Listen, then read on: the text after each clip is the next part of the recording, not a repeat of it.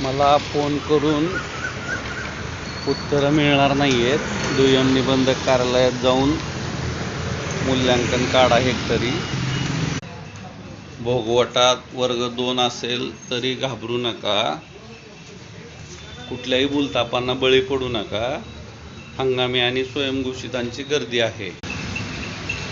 Canal असेल, canal प्रभावित क्षेत्र असेल तर संबंधित विभागाकडून त्याचं चलन पावती मिळते का ते बघा। इथं देखील थकबाकी असेल तरी घाबरून जाऊ नका।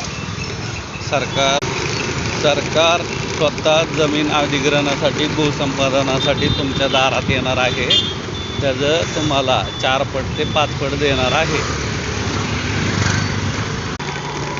राहिली गोष्ट जी काही नजराना असेल किंवा थकबाकी असतील तर त्या जेवढ्या आहेत तेवढ्याच, त्या 4-5 पट वजा होणार नाहीत।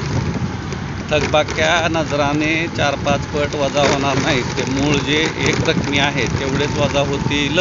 मागणी नव्हे तर पाठपुरावा। धन्यवाद।